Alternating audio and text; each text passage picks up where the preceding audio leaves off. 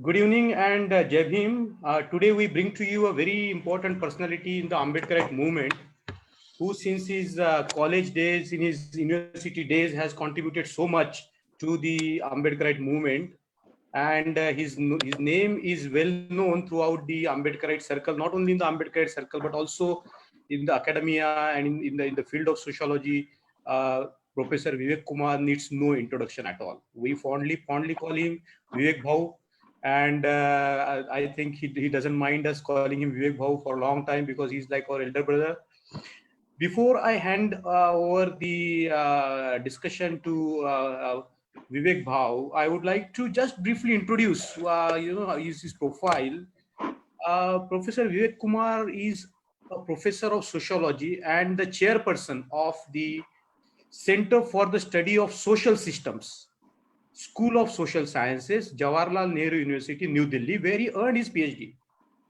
He is also professor in charge of Dr. Ambedkar Chair in Sociology, constituted by Social Justice and Empowerment Ministry of the Government of India.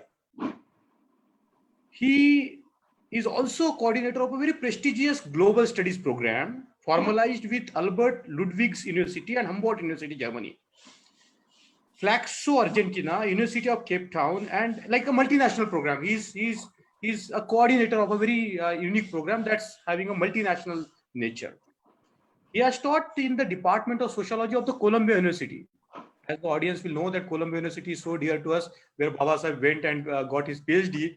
And it's an honor for a society that our brother is teaching sociology in Columbia University. He's also as a Fulbright visiting professor. He was a Fulbright visiting professor there. He's associated as a visiting faculty in the Humboldt University, Germany. He has, besides his academic intervention, he has also contributed to making the issue of Dalits known widely throughout the world. So he has been participating in a lot of conferences. He's a very much sought after speaker in different arena, different areas. He has also represented in the Parliament of the World Religions, and also he has been. He has participated in a very famous conference that was like a landmark conference in Durban, which talked about the first time it talks about the caste system in India and the intervention from the Ambedkarites. So he has also helped a lot of young people to get their PhDs, like 35 PhDs he helped to get, and 36 MPhil students he supervised. Now I will leave this professional biodata aside and I will talk straight about his contribution. Since I know Vivek Bhau, I have always seen him very attached to the movement. He is someone who embodies what Baba Saheb Ambedkar called the people who will not just live for their stomach, but will contribute with their commitment to the society. So Vivek Bhau has always tried to push the students' communities, the activists, and one of his roles has been to educate the public through various public platforms. So he has been on the platforms of the BAMCEF and you name it, and he was there. I reckon that there is no city in this country where Vivek Bhau has not visited or given a talk. So there was a book which Christopher Jaffrelot authored called The Silent Revolution. Vivek Bhau said, no, it's not silent revolution, it's a roaring revolution. It's a revolution that roars. And he has a very strong fascination for the study of BAMCEF, BSP, but not only study, he has been the insider. He has been participating in the various conventions, he has been giving talk, he's engaging with the Karyakartas from ground level to the high echelons of the organization. So his topic today, and I think that is a very important topic today when we look at the grave situation around the socio-political, economic situation around. This topic is so relevant, not only for the Ambedkarite community, but also for India today and for the lovers of democracy today. His topic is BAMCEF to BSP and vision of Manyawar Kashiram. He has personally met Manyawar Kashiram many times, and he has been active in a lot of things there. So without taking much time, I know that you are very eager to listen to Vivek Bhau. So I request Vivek Bhau to please begin his presentation. Vivek Bhau. Thank you, Mangesh, for this wonderful introduction. I don't know whether I will stand up to the mark as you have introduced me, but remembering our association when Mangesh was a right officer, and we always saw him that he will be mentoring so many, and then his house used to be always full of guests. The students used to, feed upon his money and his room. So I still used to say that no, Mangesh, you're not going to leave Delhi. But he left Delhi, and after a long time, I'm meeting him. Though I miss him, of course, in Delhi. But of course, his presence has been felt now all over the movement. So congratulations, Mangesh, on that count. And also thank for this Ambedkar Karava, running this a very innovative online program and connecting people from all over the world. I think that is only young people, young mind who can think of the use of the technology for the benefit of the community. I think they can only do. So I congratulate you on that. I also thank you for giving me this opportunity to speak. I will like to ask about the language, in which language I should speak. So, we have chosen the English language as a medium. So you go on, and we will then, after a few months, we are going to switch on to different vernacular media. But today is English. So. Oh, it is English. Okay, fine. Because actually, many of the people outside actually the arena, they will like to listen. Okay, fine. So the title of the talk which is chosen is BAMCEF to BSP vision of Manyawar Kashiram. I think that is a very. I thought that it is going to have an epochal analysis of that. So to begin with, I will like to locate this whole movement, that is BAMCEF to BSP, in a particular context. I think location of Manyawar Kashiram is very important. And there can be two ways to locate. One is you can locate a distant way, a distant past, and you can also locate from a very instant view past. So if you think you can locate his movement in the distant past, you can go to two types of philosophies which existed in India. And these philosophies, Vedic philosophy and Avedic philosophy. So the Avedic people did not believe in the Atman, and they also did not believe in God. That is Avedic philosophy. And Kashiram toes the line of that particular movement, starting from Buddha, Charavak, Ajivaka, Ashoka, and then, of course, Raidas, Kabir, Chokha, Phule, Narayana Guru, and, of course, Baba Saheb Ambedkar. That is the line which he traces.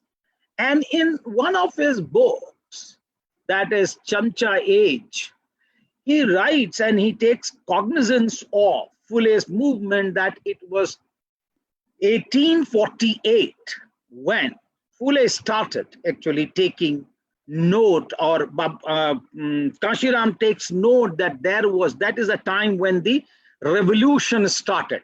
So it is somewhere 172-year-old history that we want to record. And that's where this is the distant past. But when we come to the instant past, I think we can look into Baba Saheb Ambedkar's movement. And that is, when did Baba Saheb for the first time entered in public life? And according to written document, it is 1990 when Baba Saheb submits a memorandum to South Borough Committee. That is the time when Baba Saheb Ambedkar enters into the public life. So actually, when we want to relate Kashiram's movement to the larger epoch of the movement, I think it is Baba Saheb's movement which comes very close and near. And that is where I want to start. So how to how to understand Baba Saheb's movement, and then actually equivalent to that, we have Kashiram's movement. So we have at least 6 epochs in the making of Baba Saheb's movement. Baba Saheb movement cannot be understood as a monolithic whole. There are 6 epochs. To begin with, it is socio-religious reform movement. Then he goes on to have actually political movement. Then he has constitutional take. Then he has, of course, the education society, that is educational part. And then he comes to constitution. And last but not the least, he has religious renouncer as a movement, I will call. So 6 epochs have to be looked into. So there is a evolutionary perspective of Baba Saheb Ambedkar's movement, which has to be kept in mind. And in that, when you look into Baba Saheb Ambedkar's first memorandum, this is where I think a very intellectual exercise of Baba Saheb's comes into the fore. And that is self-representation, 1919, the self-representation. And why at all this self-representation? So Baba Saheb begins memorandum by arguing that if government is a space for harping, for trying to energize the capacity and capability of the individuals, everyone should be allowed to participate in the government. That is the beginning of his actually memorandum. And then there are 5 reasons because of which Baba Saheb want self-representation of the Dalits. The first is that he says that government is a space for harnessing capacity and the capability. That is one. So I should be allowed. So a good government is government that is not actually representing the aspirations of the people only, but it gives self-representation also. Why self-representation? I think we have to underline, and I will come to that later.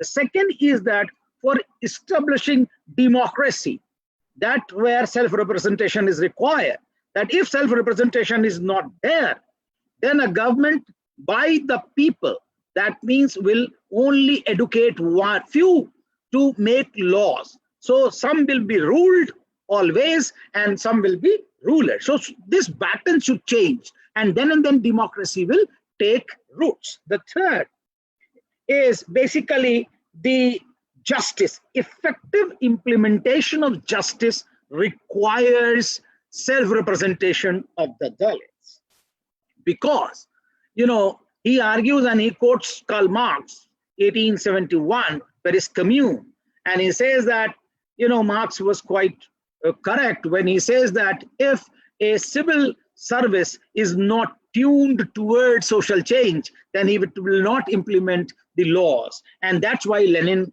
actually accepted and he changed his bureaucracy. But British did not change the bureaucracy.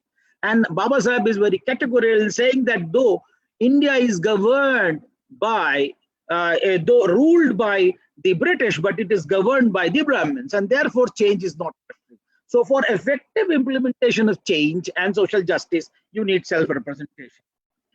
The fourth is very important, and that reason is moral reason. And it is here he quotes Gopal Krishna Gokhale, who was trying to give a petition to the British government saying that, Indians are not represented in British bureaucracy, and therefore, dwarfing and stunting of Indian is taking place. They are not able to achieve their total manhood. Their capacity and capability are diminishing. Baba Saheb drew a straight line saying that, look, British bureaucracy is only 150 years old. And within 150 years old, you are losing your capacity and capability. What about us? You have not given us responsibility. What about 1,500 years old? We have not got anything. So there is a moral reason for self-representation. Last but not the least, Baba Saheb asked self-representation because Dalits have their own specific problems, and it is they who can harness. So these are the 5 reasons for self-representation that actually Baba Saheb had asked. Now, having said this, let me come to the philosophical moorings which is underpinned in this, and why Baba Saheb is so forcefully arguing about the self-representation. And it is, I'm here reminded of Manu Smriti. And in Manu Smriti, when Baba Saheb Ambedkar is trying to analyze the Manu Smriti, and he says that how Brahmins are considered as Bhudeva, the people who have actually commanding virtues. I think, and my some of the students like Arvind and others, they were trying to argue that it is here Baba Saheb was very much influenced by Aristotle's philosophy, who tries to talk about commanding virtues and obeying virtues. There are two types of people in the society. And that was brought in India, where people thought that, you know, the Brahmins, the upper caste, they are the people with commanding virtues, and the Dalits, they have to obey. And that is why a great politician like Tilak was forced to say that ye Teli Tamali Kunbat Parliament mein kya karenge jaakar, what they will do.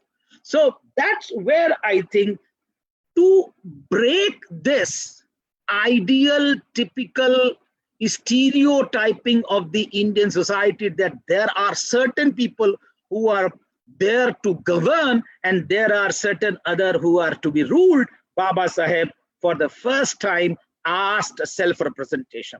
He wanted to deconstruct, break this ideological plank on which Indian society was resurrected. And therefore, political self-representation becomes a very, very important tool for deconstructing the structure of Indian society.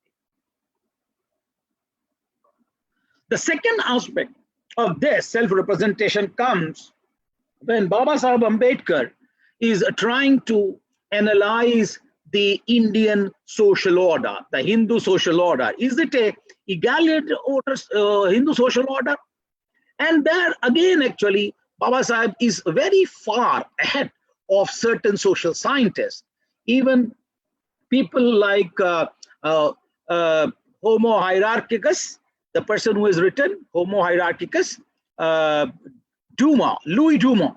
Louis Dumont talks about inequality in Indian society, and that they are talking about simple inequality. But Baba Saheb is way ahead, and he's talking about it's not simple inequality. It is graded inequality that we have to understand.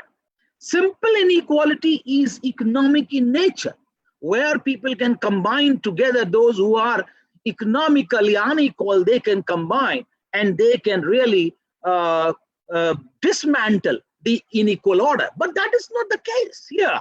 Why people are not able to come? So it is cumulative exclusion which Dalits suffer. Economic, political, social, educational, religious, educational, and even spatial segregation exists. So this inequality, graded inequality, has to be counted before we really have to understand the political arena. And therefore, Baba Saheb argued that unless and until Dalits get self-representation in political arena, this inequality cannot be broken.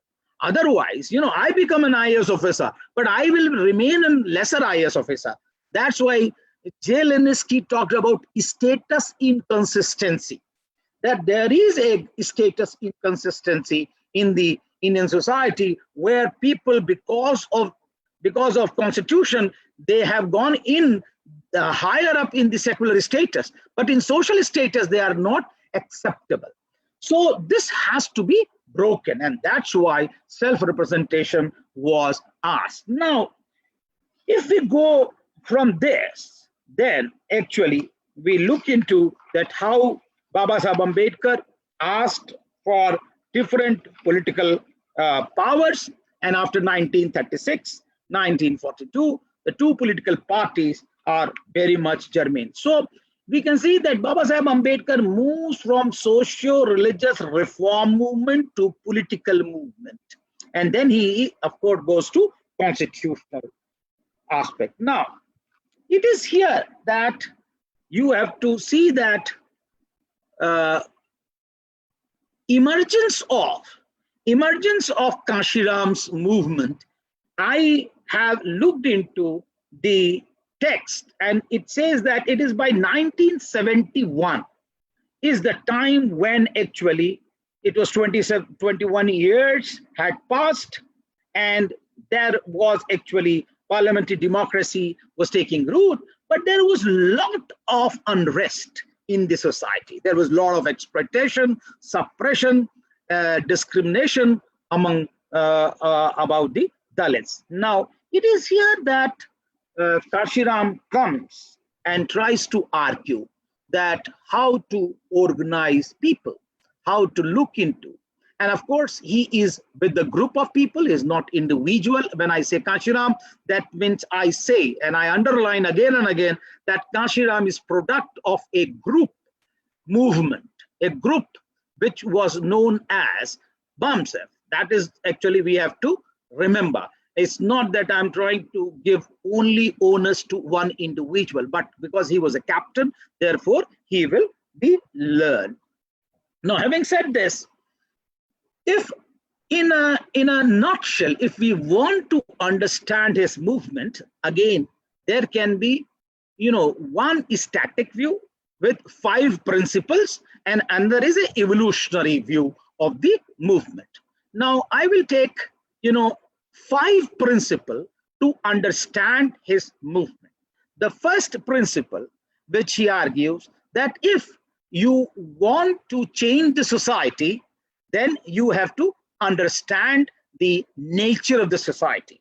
Without understanding the nature of the society, you cannot change the society. So that is the first principle, and that's where he started understanding. I will come to that. Second principle is people get the leader they deserve. Why? Because in democracy, it is the people who elect the leaders. It is not that the actually leaders elect the people. It is the people who elect the leader. So it is the onus is on the leader. Don't stop cribbing that my leader is bad, because it is you who have elected the leader. It is not that he has elected you as mass. So he was very clear that stop cribbing.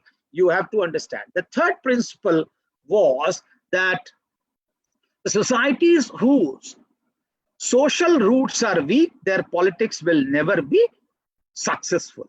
So for a successful politics, you should have a very strong social roots. The fourth principle is power will be product of the struggles. Without a struggle, there will not be power.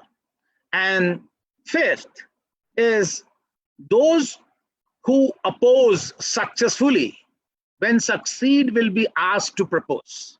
So it is not only that you keep on opposing. Those who oppose successfully, when succeed, will be asked to propose. So you should have an alternative perspective for the society. So these are the 5 principles on the basis of which Kashiram started actually his movement. So Manyawar actually, how did he understood the society of his time? If you see, what was the time period when he was looking his society? So he started looking from 1971, and he says that, look, it is certain that Baba Saheb already said that our society has been divided on the caste lines, and there is so much of casteism that people try to identify only on the basis of caste. That is one. Second, the important aspect was that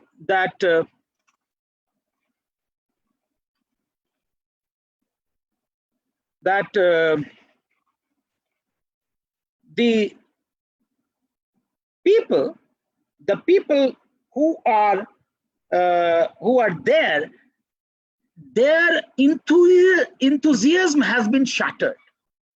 In Maharashtra, where he was working, and he says that it is here that Baba Saheb have ran 36 years of his movement, and it is here that people's enthusiasm have been shattered. And he used to give example that the enthusiasm has been shattered in such a way that they say आंबेडकरी विचारधारा चांगली आहे पर सफल होऊ शकत नाही. आंबेडकरी विचारधारा चांगली आहे पर सफल होऊ शकत नाही. The Ambedkarism as a philosophy, as an ideology is very good, but it will not succeed. That was actually his analysis of the time. The third thing which he highlighted about that time was that, look, there was lot of power with the Bahujans or with the Dalits, but that power has been shattered because the leaders, the political leaders, they have been co-opted by the certain political parties, and of course Congress, he named Congress very much, and therefore he argued that, look, the people who were supposed to lead, they have become chamchas, and that is what the crux of the Chamcha age, his book in 1982 comes. But the problem is that the employees who got reservations and who have got the job of the reservation, they have become chamchas of chamchas. So there is basically dependency of the bureaucrats on their leaders, and the leaders are already dependent on the other leaders, and therefore we have to really change this situation. Now, having said this, he tried to understand this social order. That was one. He tried to make sense that what is happening, and we have to actually pool our resources. We have to gather these resources.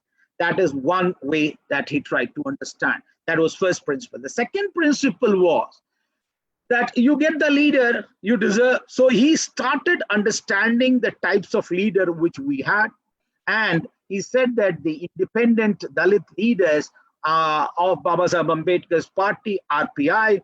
Now, there is actually not analysis, or there is not assertion among them.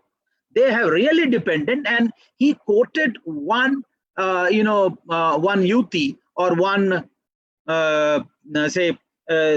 alliance between Congress and RPI, 1971 alliance. At that time, I think there were 539 seats and actually 40 seats. So what happened? The alliance was that in Congress name, there were 539 seats, and for RPI, there was only one. But Kashiram, in his very old style that it should prick to the people, he said that, look, what happened that when the alliance in 1971 happened, Gandhi had 539 seats and Ambedkar had only one. Oh, this is no alliance. So actually, to energize people, to put anger in the people, he changed the idiom, and therefore people could galvanize. So that was another principle he tried to analyze of the leadership, what was happening. The third principle, the communities whose social roots are weak, their politics will never be successful. So he argued that how this political roots can be strengthened. And in that context, he said that it can be strengthened only by making an organization. So in 1971, on 14th of October, 1971, some people met. They said that, look, we will research and come back again. And they met again on 6th of December, 1973. And they argued that, look, now for 5 years, we will research, and then we will come to the table to understand. And that's where actually, in 1981, Kashiram had dictated, one of the books on BAMCEF. And this BAMCEF, if you see this title, this is 1981. He had dictated this because he is saying that 250 pages book should come. So this was brought out in 1981. This is and actually he says that this BAMCEF, I quote from that book, BAMCEF is product of deep desire, careful thoughts, conducted experiments, and evolved concepts. These are the terms which he uses: evolved concepts, conducted experiments, careful thoughts, deep desire. Now, giving you this, that how he was actually very much oriented that a organization will strengthen the social roots of the society. Now, I will just quote at least, one-liners, that within this principle, that the community whose social roots are weak, their politics will never be successful. Under this, he made certain formulas. And what are these formulas? At least 6 or 7 formula I would like to give you, one-liners, so that actually things become clear. The first formula, the first equation which he developed was N into D into S is equal to C. N into D into S is equal to C. N, need, D, desire, and S is strength, and is equal to C, that is change. So everybody is asking change, but everybody needs change. But whether they have desire for change, whether they have strength for change, unless and until they have all the three, change will not occur. So it is through this organization, there is a need. We will definitely accumulate the strength and accumulate the desire so that people can lead to change. That was one. Second, there has to be man, mind, and money. M into M into M is equal to O, that is organization.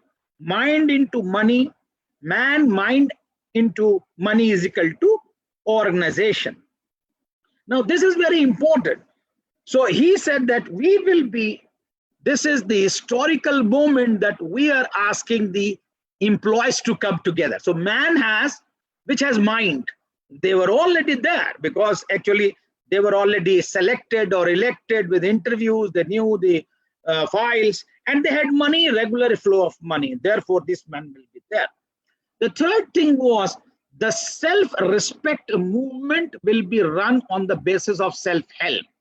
If you take help from outside, then direction will also come from outside. So no outside direction, no outside help. It has to be self-help.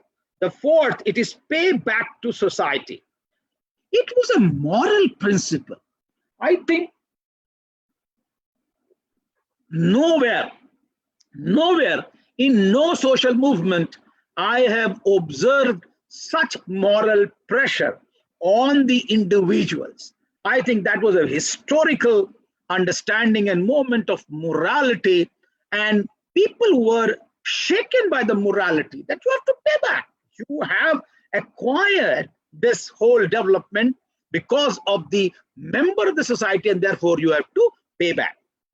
Then the fifth point was, you should not attempt any action unless until you have 3 steps stored in your mind. Action will lead to reaction, and that has to be equated with counteraction. So these 3 steps have to be kept in mind before any action has to be taken. Action, reaction, and counteraction. If you do not have counteraction, please don't initiate action. Otherwise, you will be in trouble. The sixth principle was, sixth formula was, or sixth equation was, have a positive agenda. And this actually still prevails in many of the organizations, that if you really want to set an agenda, or if you want to shorten a line, don't rub that line, draw a bigger line. So that is the positive agenda. Now, don't always crib, don't only criticize, create your own agenda, don't react. I think that is a very good, important point of, because Kashiram used to say negative publicity is also a publicity. So never actually, the powerful enemy, you keep on criticizing Brahmanism, Brahmins, you keep on criticizing Vedas, you keep on criticizing Smritis. But the problem is that as you criticize, they sit with you. And you have taken your platform, they come with you. without any information, they come with you and they sit just beside you. So why to remember? Let them die on their own death without actually explaining them. And then, of course, the other important aspect was creation of the Pantheon. The 5 leaders actually, and Kashiram used to tell that, you know, the illiterate masses did not know this. So I used to tell them, देखो मैं पगड़ी वाला बाबा लाया, देखो मैं अचकन वाला बाबा लाया, जो मैं दाढ़ी वाला बाबा लाया, मैं टाई वाला बाबा लाया, ये बाबा हैं हमारे. और you just actually look into and how people started identifying with them. And then, of course, the 10th, of course, is very important. DA plus DT is equal to social action. दिमाग में, दिल में आग और दिमाग में ठंडक. DA, दिल में आग प्लस दिमाग में ठंडक is equal to social action. जो हमारे यूथ हैं वो उनको समझना चाहिए, दिल में आग और दिमाग में आग हो जाएगा तो एक्सीडेंट हो जाएगा. तो दिल में तो आग होनी चाहिए, दिमाग में ठंडक. You should have, you know, tranquility in the mind.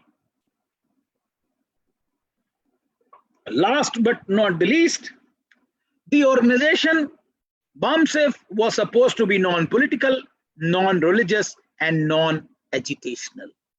Now, with these actually, there are many others I'm skipping, but I'm giving you these 10 equations are very important to understand that this movement was based on a scientific temper. It is not haphazard. It is not out of wants and desire of the person. Rather, it is clearly, logically, scientifically arranged order of a social movement, which is usually not actually available to us. So, you know, people come and they said, I'm launching a movement without reading the history. I think if they can read the history, they will get at least that look how a movement should be launched and before the preparation can be done. Now, Ambedkar then, after running this movement for 3 years, Manyawar Kashiram running BAMCEF for 3 years, then he thought that, look, actually, now suppose our political, you know, our social roots are strong. So nobody is going to give you political power like that, basically. You have to basically struggle for that. So now this organization, BAMCEF, was non-political, non-agitational, and non-religious organization. Therefore, he said that now we have to agitate.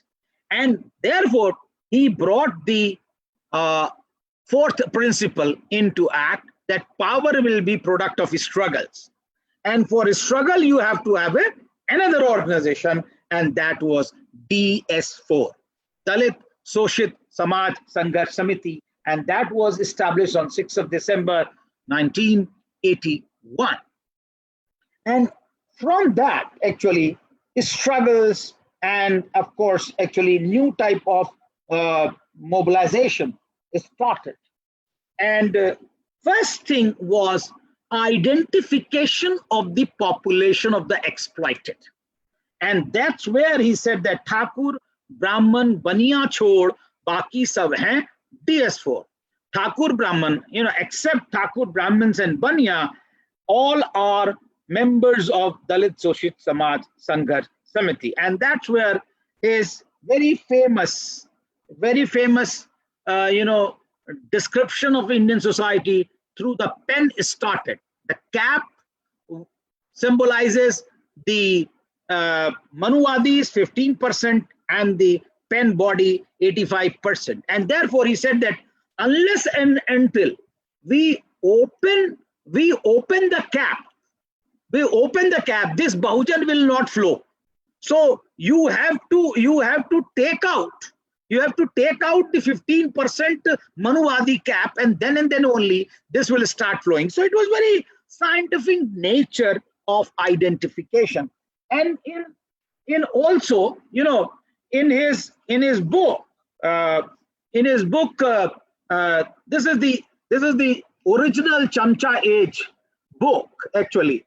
In that book, you know, he has given this description of the social order. If you see, this is the order, and in this actually he has 15% of the beneficiaries of the system and 85 are the sufferers of the system. For the first time, people talk about that, look, Indian society, you do not have divisions in the society, rather on the basis of very categorical characteristics, Kashiram divided the society into two. And that's where actually a other was created, a other against whom battle can be pitched.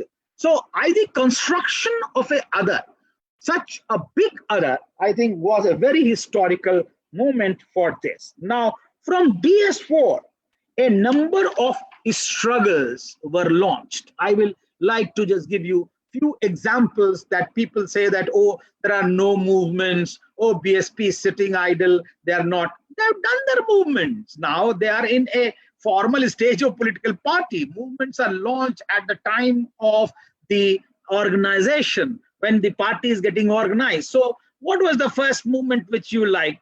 This was the cycle, the cycle rally, or you can say, the cycle journey, yatra of 3,500 kilometers. And what he named Miracle of 2 Feet and 2 Wheels. He said that we don't have 4-wheelers, we don't have petrol, we don't have helicopters, but we have at least 2 feet and we have 2 wheels, the cycles, so we can definitely go on that. And therefore he started, and then he started mobilizing on that basis. The second program was Bareilly March, Sharab Bandi Ka Andolan. Now Kashiram in his own style used to say, दलितों की बस्ती में शराब खाना, मुसलमानों की बस्ती में थाना और सवर्णों की बस्ती में पाठशाला. ये है design.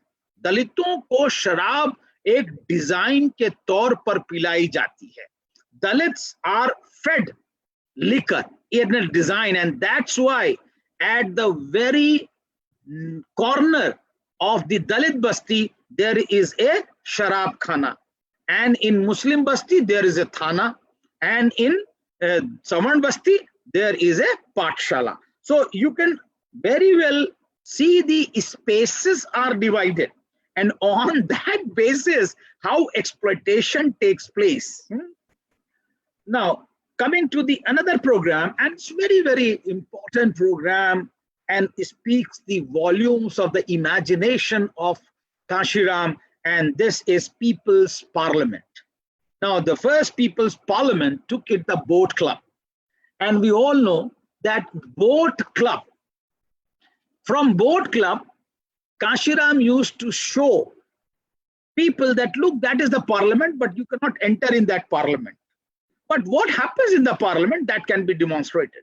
So he tried to demonstrate that how people used to sit, where is the treasury benches, where are the opposition, what is done in the, and what is it done in the actually this whole parliament. And then this program was shifted to every nook and corner of Indian society so that people could be energized politically. And from there, DS4 started limited political action. And in this, basically, he used to argue that limited political action, we will contest actually political party.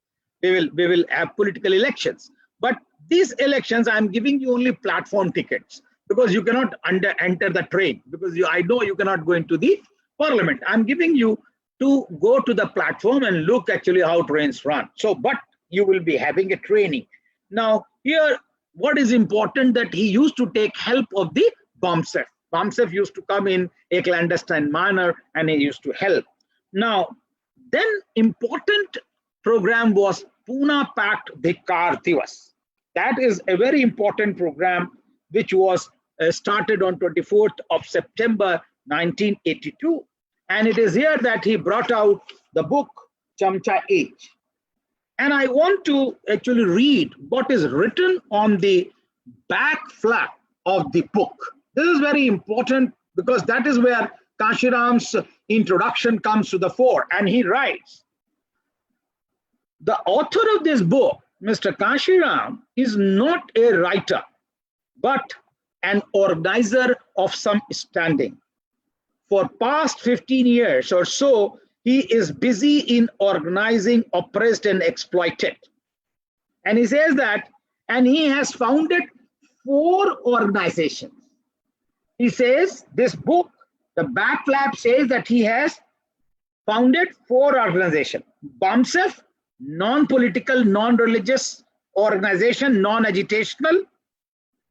Buddhist Research Center, BRC, not to mix religion with secular activity, a separate institution. Buddhist Research Center was started exclusively for religious activity. And I have also with me the first bulletin of BRC. If you see the first bulletin which came of BRC, I think it will be very interesting to see. This is BRC bulletin. And this, the date is 20th October 1988. In that actually he was running. That means it was very much there basically, BRC. That is the second organization. The third organization is DS4, and fourth organization in 1982 he says that yet unnamed step initiated it since April 82 for building a national level political party of the oppressed. So he took this and then he tried to highlight 4 types of chamchas in this. The 4 types of chamchas are scheduled castes, reluctant chamchas, scheduled tribe, initiated chamchas, the other backward caste, aspiring chamchas, and the minorities are helpless chamchas. These side, and then he used to say that don't fight with the chamchas directly. Hit the hand that holds the chamcha. If you hit the hand, chamcha will fall down because chamcha doesn't act on its own. It is basically only a tool in the hand of the others. So don't fight the chamcha. Hit the hand which holds the chamcha. That was his. And then another type of actually categorization, he said that 2 types of leaders exist in the society. One is Bandar Neta, that is monkey Neta, which hop from one tree to the another. And this type of leaders are quite available when we have election period and they hop from one tree to the another, one branch to the other. The other is crab leader, Kekla Neta. Now Kekla Neta, crab leaders have a mentality, crabs have a mentality that if you put the crabs in an open box, they will not come out of that box because they have a tendency to hold the feet of each other. So एक दूसरे के पैर को पकड़ करके खींचने की जो है वो स्थिति में रहते हैं, and therefore it says that we have these types of leaders and we should be aware. Now it is here that, friends, that he starts actually trying to galvanize people for political help. Now after that, after 3 years of working of DS4, the 5th principle comes into existence, that people who oppose and succeed will be asked to propose. And this was the proposal to propose an alternative politics that he floated Bahujan Samaj Party on 14th of April 1984. Now, if you see what was the philosophical aspect of Bahujan Samaj Party, that will be interesting. To begin with, what was the starting point? Why did how did he legitimize Bahujan Samaj Party? That is very interesting. How did he legitimize? Because he did not take that an independent action. He legitimized through Baba Saheb Ambedkar. And he quoted Baba Saheb Ambedkar. Baba Saheb Ambedkar on 25th of April 1948. I quote, on 25th of April 1948. on the occasion of 5th State Convention of Scheduled Caste Party, Scheduled Caste Federation. 5th convention was in Lucknow. And there Baba Saheb Ambedkar said, and I quote, "Political power is the master key for all-round social development, and scheduled castes can open this actually part of their development by capturing the political power." So Kashiram tried to legitimize his action. Look, actually, you cannot say that actually he was not, he was standing on his own. He was very much taking legitimacy from Baba Saheb Ambedkar. And that's where actually I'm saying that 72 years back it happened, but for Kashiram, after 36 years of Baba Saheb proclamation in 1948, he captured political power. 1995, he captured political power for the first time. In 97, he captured political power second time. Third time, 2012. 2004, fourth time in 2007.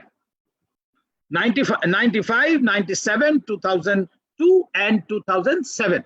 4 times he captured political power. So I think I can at least congratulate the UP walas, the UP population, that they heard Baba Saheb Ambedkar.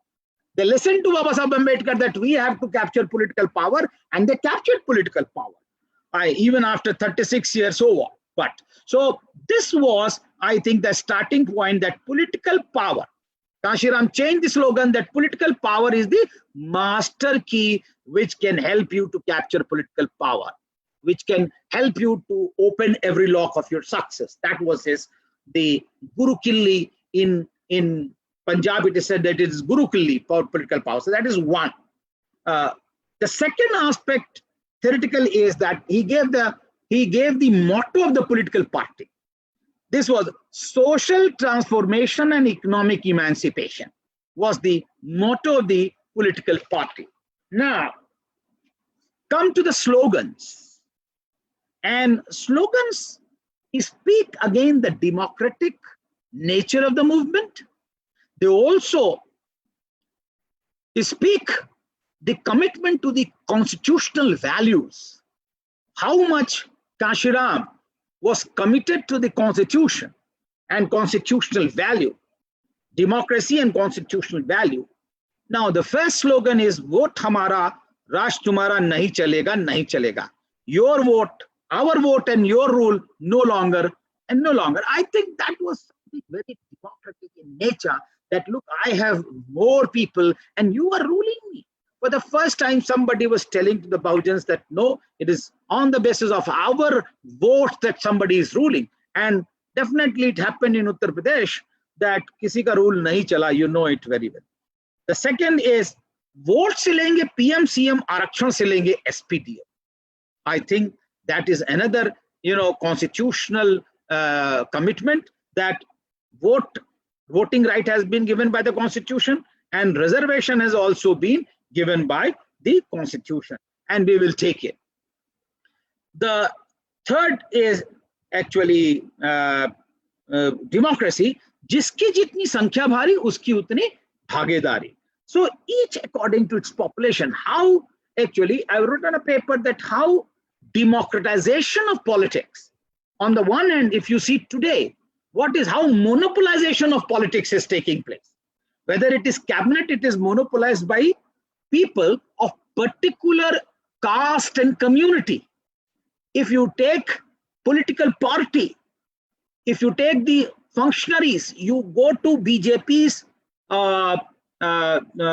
website and see who are the office bearers. You will see the background, who are the people who monopolize party and politics both.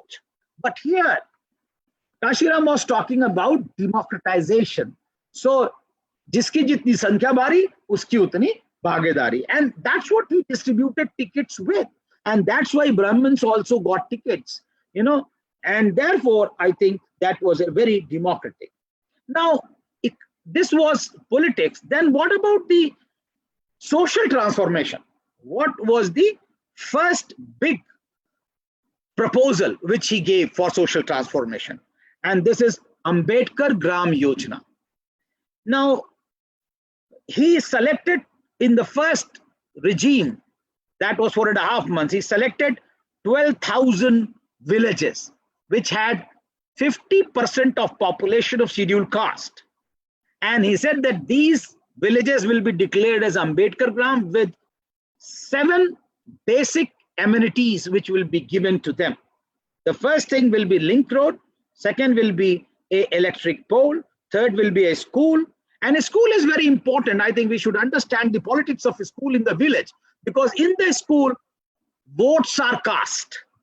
Now, earlier schools used to happen in the upper caste bastis, and Dalits used to be afraid. They never used to go and cast their vote.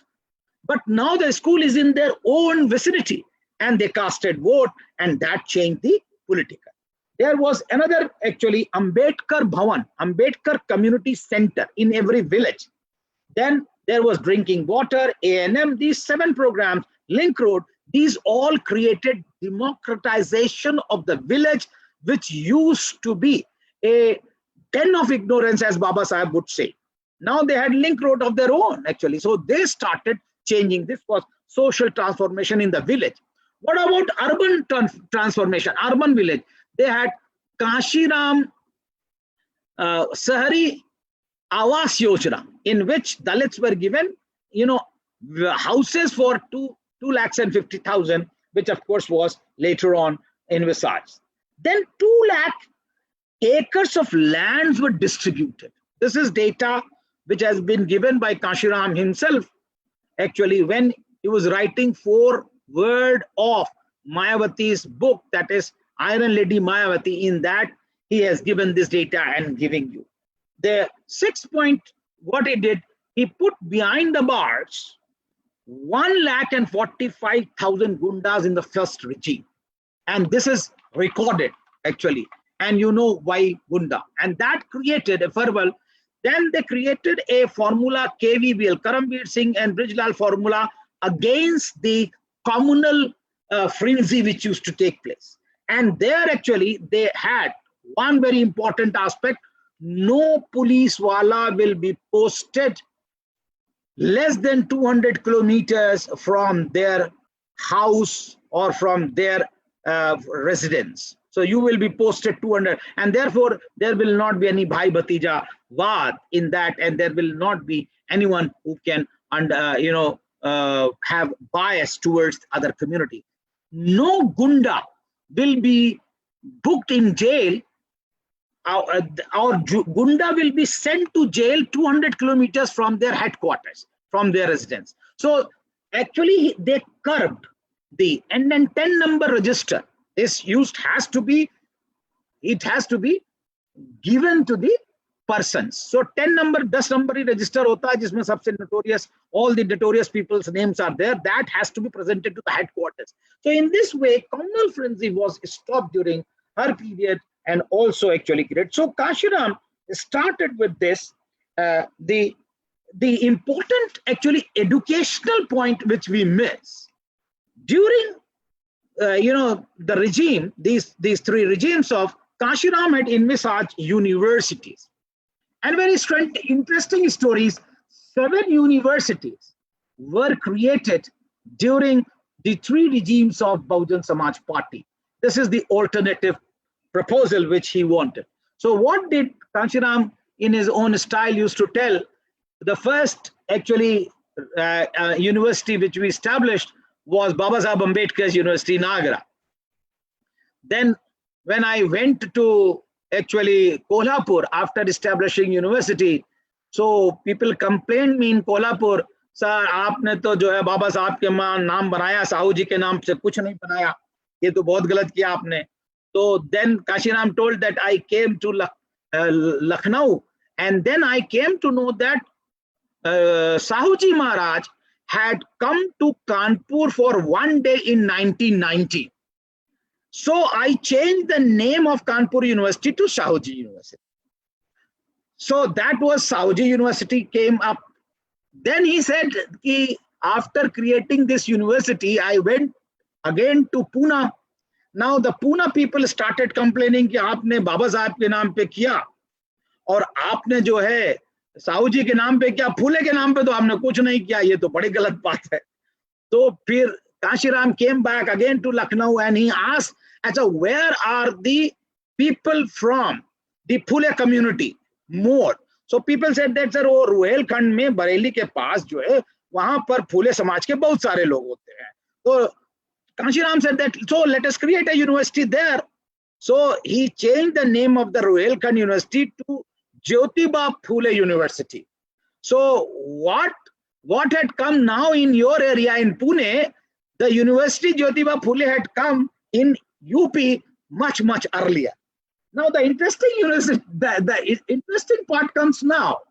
After creating this university, Baba Saheb went again to Maharashtra, and now people said, साहब आपने जो है बाबा साहब के नाम पे किया, आपने फूले के नाम पे किया, आपने साहू जी के नाम पे किया, लेकिन बुद्धा के नाम पे तो कुछ नहीं किया आपने.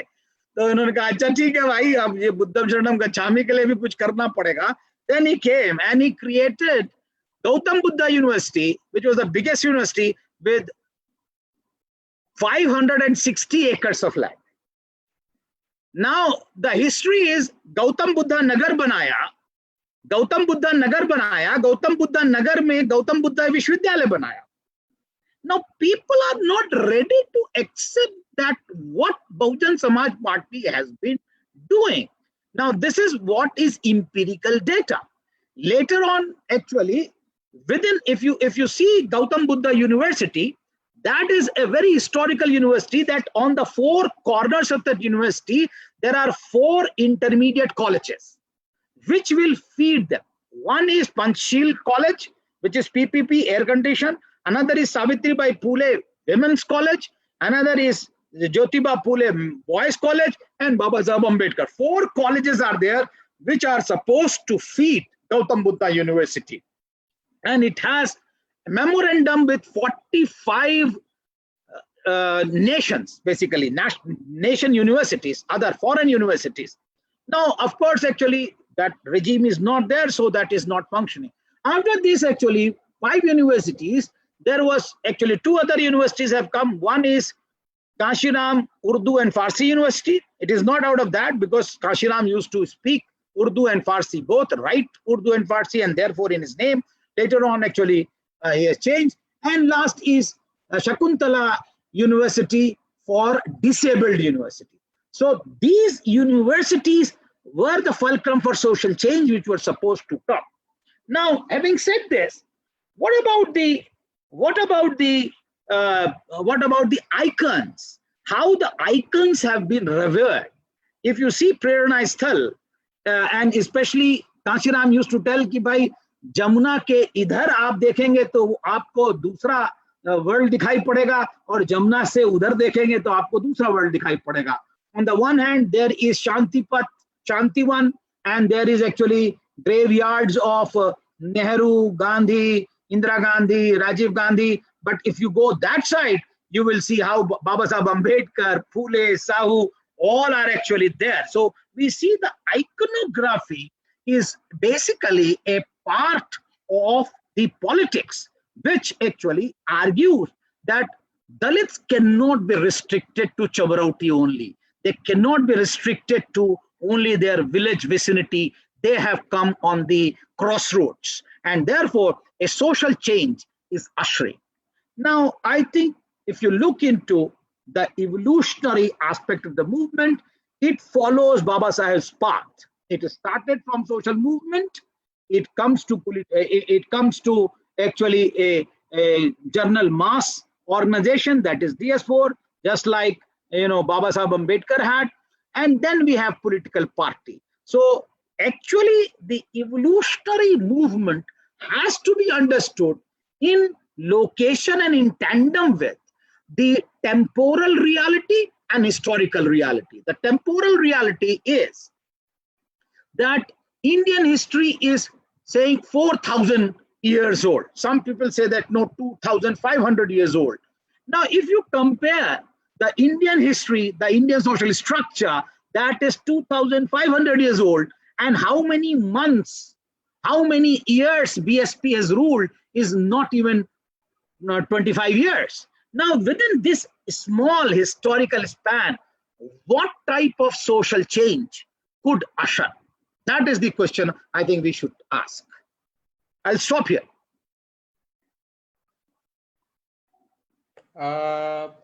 Vivek Bhau, that was a very, very, very interesting presentation, and so many facts you digged out for the generations which has actually having a general amnesia, what has happened and what has gone back just before their eyes, and the kind of things that you have put forward, they are so important for the people to know, particularly the so-called intellectual community, academic community, the kind of role that Manyawar has played.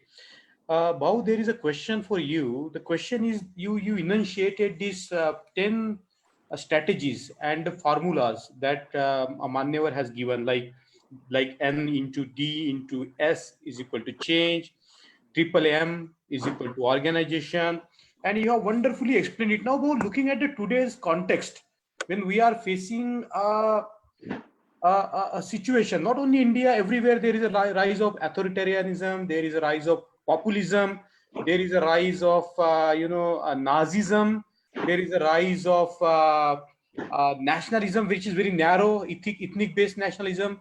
So in this world today, including India, what kind of strategies that we need to build, or what kind of the future you will envision, what we need to do now, so that we realize these great dreams of our great forefathers? One thing is for sure that there is anxiety among the individuals. There is a lot of anxiety. There is uncertainty. I think there is also trust deficit in the leaders. Basically, the leaders have exploited the people. People have been experimenting in Indian society. If you take UP, if you take one example, or even in Maharashtra, if you take, people have experimented. People have experimented with the SP, they have experimented with BSP, they have experimented coalition. Now they have BJP. In your area, they have experimented in so many actually political parties, and now you have another experiment which is going on. So that experimentation shows that people are in anxiety, and especially the middle class is having a lot of anxiety. And within anxiety, what happens? They accept the authoritarianism because they think that only a very hard-hitting, a very say outgoing personality will only help them.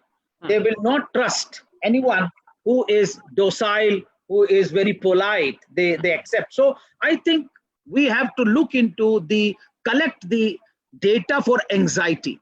I was doing a research in the morning. How many people serve us? And we have never thought. 15 people serve us. You can imagine.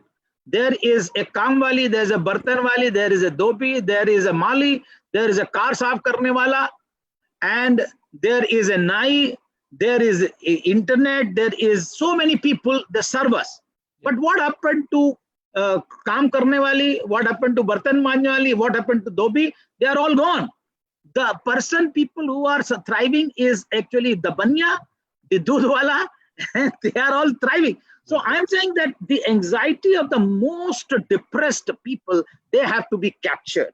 And how we can definitely bridge the trust deficit.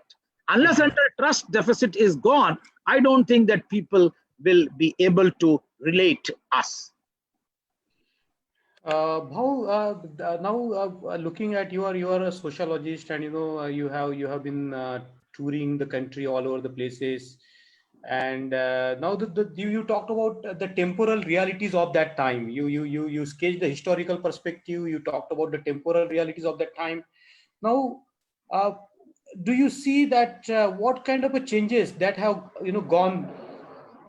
undergone because of the passage of time? For example, when Manyawar started his movement, there was a class of employees which he could bank on, and he could this triple M formula that you talked about, man, mind, and money.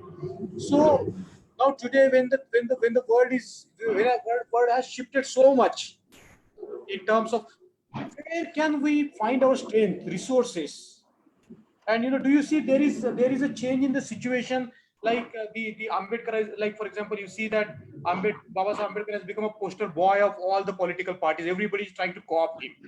Everybody is trying to get him. And at the same time, we see that there was this April to Bandh, which brought lakhs of people, millions of people on the road. And there was this Bhima Koregaon agitation, bringing lots of people on the streets. So on the one hand, we are seeing that there is this resurgence of movements, and also very different paradigm, very different temporal reality than what Manyawar had, which Baba Saheb Ambedkar hadn't had, where that time there were not many employees. So, as a strategist, how do you, feel the pulse of time, and can you suggest some of the things that we as a movement need to understand and bring them back in the community? Well, Mangesh, one thing is for sure, that whether it was Baba Saheb Ambedkar or whether it was Kashiram, anyone, if you see that they always respected legacy. That is one thing which I find. Right. Baba Saheb never lost the sight of Phule. He always tried to actually dedicate his books to these people. That means he had very much connectivity with the legacy. Kashiram always took legitimacy from the legacy of Baba Saheb Ambedkar, Phule, Sahu, and he erected these icons. But you see the contemporary movements, the first thing which movement want, that they want to discredit the existing movement. They want to discredit, they want to criticize, they want to disobey. They think that, oh, no, they don't have. There are organizations which will not like to take that Kashiram was the founder of BAMCEF. And I've never seen a photograph in their programs. Now, if this is the way to run a movement without thanking the people who have sacrificed their life, contingent and comfort, I don't think that we are organizing a very good society. A morally upright society will definitely recognize the contribution made by their leaders. It is not only after death you make them. Second thing is that you are also on the Facebook. I have never seen so many abuses hurled on the Dalit movement by the Dalit themselves.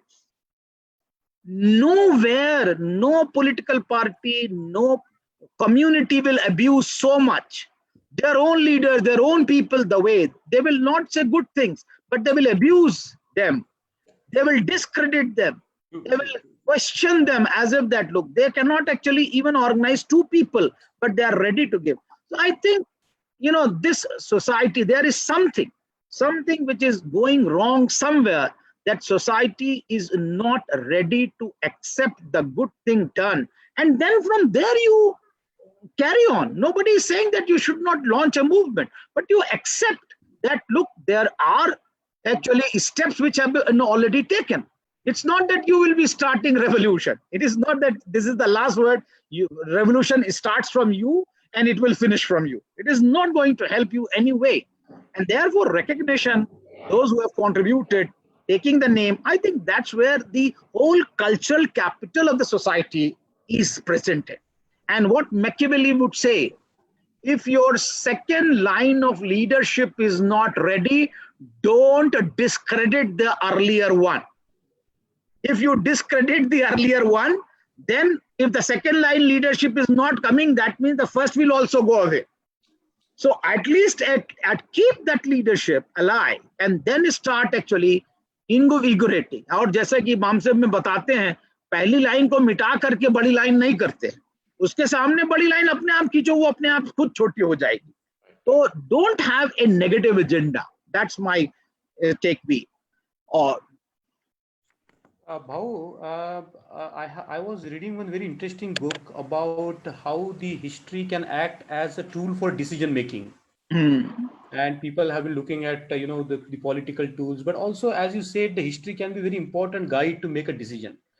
So, you may be there. There was a history conference in Delhi, and Manyawar was asked a question about, I was there. You definitely there. S.K. Vishwas Saheb has organized that, and it was a big gathering. Incidentally, I was there, and there Manyawar has made a very important statement. People were talking about history of 2000 years. I know. 2,500 years. If you can understand the 150 years of history, yeah, that's very important for you to even run the entire movement. You don't have to go in the deep time. No, so, I remember actually, he said ki some people bring us and show me the bull, that this is actually the bull excavated from Harappa and Mohenjo-daro. I tell them, कि अरे भाई ये bull तो बड़ा मोटा है, आपकी तो मरी बछिया भी नहीं है आपके पास अभी. You don't have a calf. तो ऐसी हिस्ट्री का हम क्या ले? I think he was right that we have to go to the history where we get the strength. We should not venture into history so long that we lose our sight. I think we can go to the history where it energizes us, it enthuses us, it gives us a lot of actually help, and then we can go on. But don't venture in the history when we lose our sight. So my question was this, that the history that you have just put in front of the people who are listening to you today, and I think this the situation like the BSP is coming into power is not some kind of a distant phenomenon. It's like 2007, and now we are in 2019, 12 years, right? So my question is like, you think as a strategic thinker, you think that we need to understand this very recent history in its and derive our strategy for the future, because these are like linked in time, as you said, that the temporal realities, they are not like two separate points in time. Something is evolving from something. And also about taking a cue from your presentation is, you talked about the pantheon that Manyawar created, and it goes on. There is a pyramid where there are like the caste icons, and then it like Suhel Dev, and then it goes up all the way up to the Buddha. And then there has been a recent study that the icons at the caste level, they have been Hinduized, and they are like removed from the pyramid, beautiful pyramid of Pantheon that Manyawar has created. So there's two questions. One thing for sure, actually, that look, when we talk about that, can we really learn something from the history of Bahujan Samaj Party, BAMCEF, or whatever the BAMCEF are functioning now? Can we really take lessons? I really feel so, because you can organize people at from two vantage points. One, you can tell them about their exploitation, suppression, exclusion, discrimination. That is one way that you fill them with all actually disastrous thing, that you don't have anything with you. You are being exploited, excluded, your reservation is going. That is one that you can put the fear. But second thing is also, that there is a positive construction. In spite of these shortcomings, in spite of these hurdles, people have created niche for themselves. They have made space for themselves. True. People used to laugh at Kashiram that अरे एक दिन हमारी सरकार बनेगी, लेकिन सरकार जिस दिन बनी वो आ गए सबके सब फिर से लेने के लिए. सही बात है. I'm thinking that if we are really objective, then we should not lose the sight of the positive achievements of our movement. Right. So whatever positive achievement are there, I think they should be ours, because this is an independent creation. So that is one aspect, that we should start hailing our positive achievements. That is one. Second is that pantheon of leader. I'm saying that, I was thinking that Kashiram gave us 5. I've written a book, Agenda 2050. I've written a book on Agenda 2050, in which I argue that by 2050, we will establish 50 icons of Dalit community, of Bahujan community. Right. And I have named them. We have published a little bit, a small biography of them, 50. So once you start having 50 with you, जब किसी के मतलब देवता 386 हो सकते हैं, 86 करोड़ हो सकते हैं, तो हमारे 86 नहीं हो सकते क्या? So I think actually we have to, but those icons will be evaluated, developed, their biography will be written by us. That's true. Their movement will be written by us. We are not going to buy the history told to us by others now. That is what actually. That's true. That's true. जिसका मुद्दा उसकी लड़ाई, जिसकी लड़ाई उसकी अगुवाई, बिल्कुल है ना? ये we are not going to fight the battle in the stewardship of the other.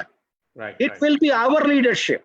Right. That is what I'm trying to argue, that let us make that independent Dalit Bahujan movement led by us. हमें बाहर के white वाले जब आते हैं, जैसे हमारे white scholars आए और उन्होंने लिखा किताबें, चाहे ज़ीलियट हो, चाहे वो डेलमवेट हो, बड़े खुश होते हैं हम लोग, लेकिन हमारा अपना कौन है? बिल्कुल बिल्कुल। अरे उनको हमने सिखाया बाबा साहब कैसे चलते थे, कैसे खाते थे, कैसे पीते थे, कौन सा सूट पहनते थे. Now they are telling us that this is the knowledge. Right. We have given them data, they are giving us the knowledge. Yes. Now where are we? I think that's where the question is, that if we cannot establish our own intellectuals, how we will fight the battle?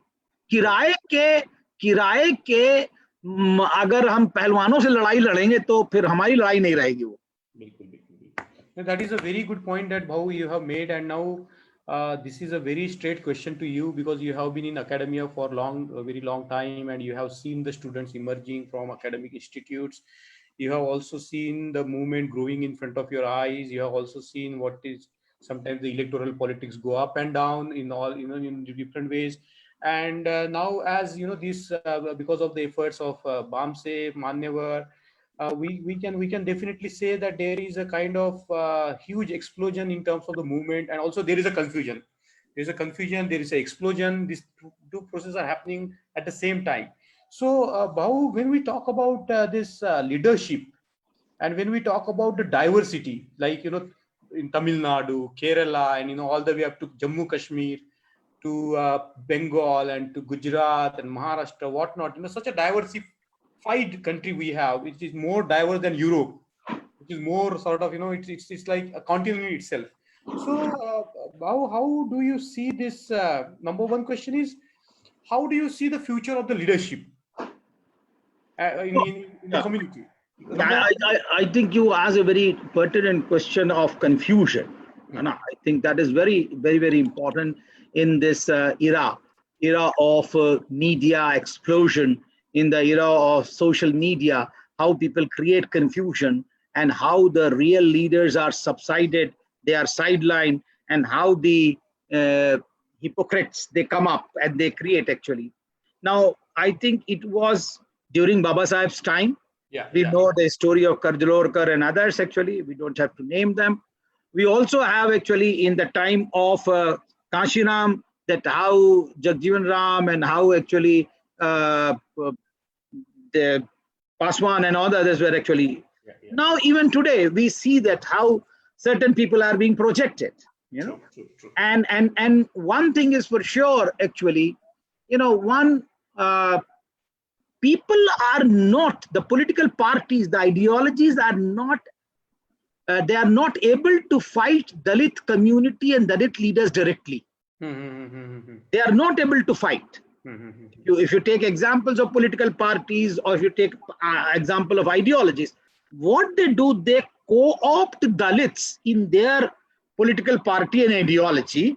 Right. And through them, they try to discredit the independent Dalit movement. Right. And the problem is that we are not able to counter. I will not give you the name, but I have heard a tape, actually a lecture by a person from Maharashtra who says that Ambedkarism is nothing. Baba Saheb could not understand Marx. It is very superficial reading. Right. He also says that Ambedkar could not formulate reservation policy properly. And Baba Saheb Ambedkar actually followed a pragmatic policy, and he was experimenting, and therefore Baba Saheb Ambedkar life is failure. This is the line he has set, and he has got free. So I am just arguing that these are the people who discredit the Dalit movement. Right. Now we have to counter them outrightly and then actually create our own edifice. Otherwise, we will not be able to do that. Right. The second part of the question I'm forgetting actually what was that. It's about the leadership. Yeah. Like the huge diversity and the leadership. I think actually now the problem is with the Dalit mass or the Bahujan mass. Now the Bahujan mass is very educated now. Educated in the sense, not the book literacy, but they are very clever. Now they have seen Baba Saheb Ambedkar as the stalwart. For example, if you take Maharashtra, people don't accept any Tom, Dick and Harry as their leader. Why? Because they have seen such a towering personality. They have seen Kashiram also, who was a very powerful leader as far as movement is concerned. So the problem is that if the leader, any Tom, Dick and Harry will come and say that, look, I'm your leader, people are not going to accept. It's only with the education, with the vision, with the performance that leaders will be accepted. Right. You cannot, dodge them farcically with your words and with your tom-tomming and all that actually. That's why you see that there is a leaderless movement on 2nd of April. Yeah. Why? Because people don't trust. There is a distrust. There is mistrust. There is deficit of the trust. Right. Bob, this is the last question. We are coming to the end of our discussion, but I think this is a very important question. There is always a felt need of an intellectual class. And now, as you said that you have also seen a lot of young scholars which are coming up from academia. I have seen that the young people are writing very well. They are articulating very well. So as an academician plus a man who spent so much time in the movement, what will be your sort of I won't say advice, but as a brotherly sort of a direction to them as to how should they, in what direction they should go, what kind of the areas that they pick up for the research, how they can maintain that intellectual honesty, that openness to share their ideas with others, also to receive criticism, also give very critical feedback with love and care. What kind of a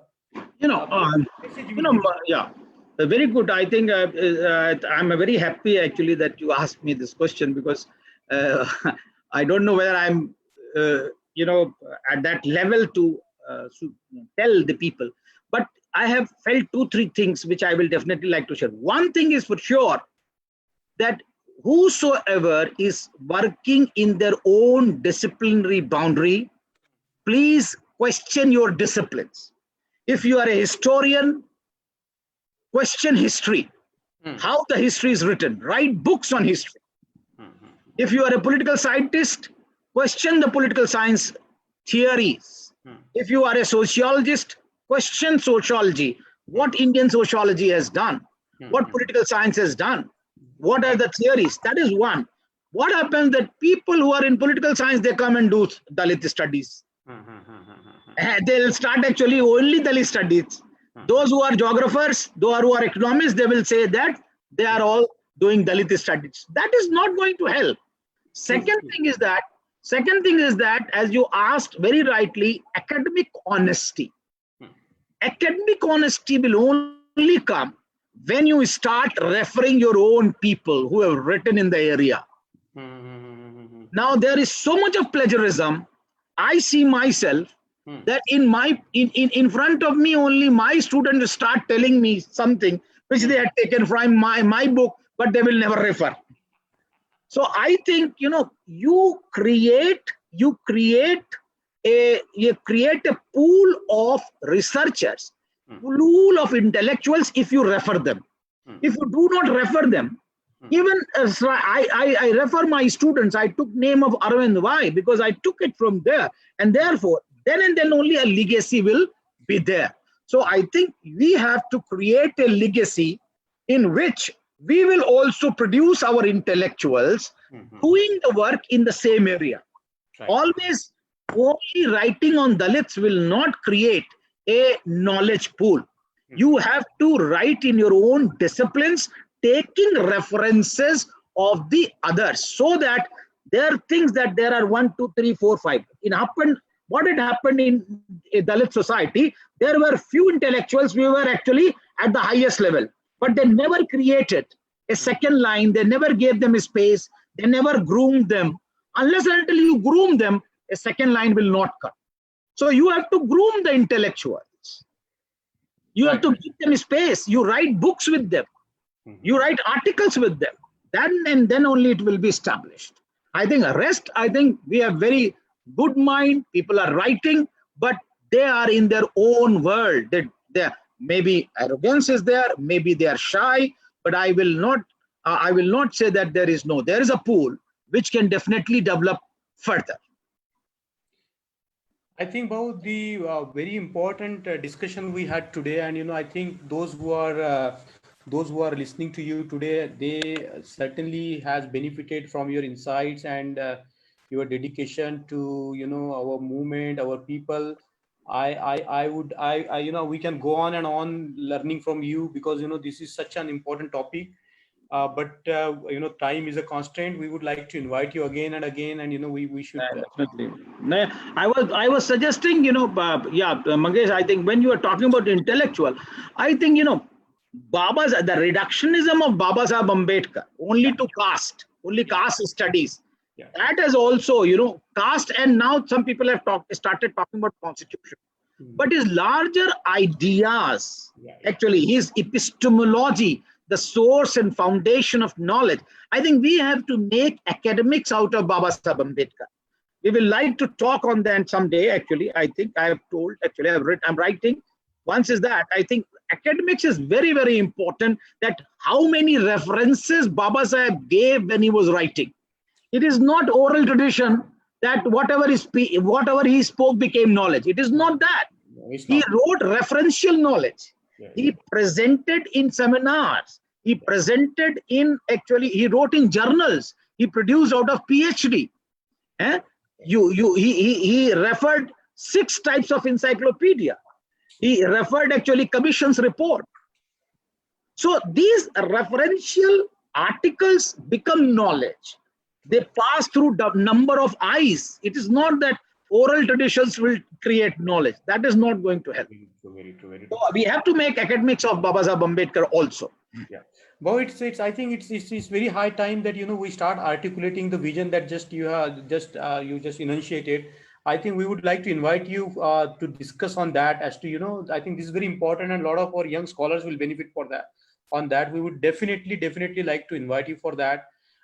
Before we end, do you have any concluding remarks for today? No, thank you so much. Actually, first of all, Mangesh, you had a very patient hearing, and it was very daring of you that you could think that we can talk about BSP and BAMCEF, because it is taboo. People don't even touch about that, actually, and we can make an academics out of this politics. That was, I think, a very challenging job that you did, and I really congratulate you for giving me this opportunity to speak. Actually, we are very delighted to have you, Bhau, and always we learn from you. I think you talked about legacy, and legacy is very important in any movement to go further, whether it's a black movement or whether it's a Buddhist movement of the history. There has been the series of people who have been contributing to the movement, and they came in different eras. Same with every movement. If the movement has to survive, I think one of the important takeaway from your talk today is that there has to be some respect, or I think there has to be some deep respect, not some, very deep respect for the legacy out of which we are all born. If they were not there, we wouldn't be there. And if we don't do something, our future generations won't be there. So I think the way you've spoken about legacy today, I think it's a very different perspective that I think a lot of people have got. And Bhau, thank you so much. Jai Bhim. And we will see you very soon. And thank you for joining in today, Bhau. Thank you so much, Mangesh, and keep your health good and keep on doing the same work. Thank you so much.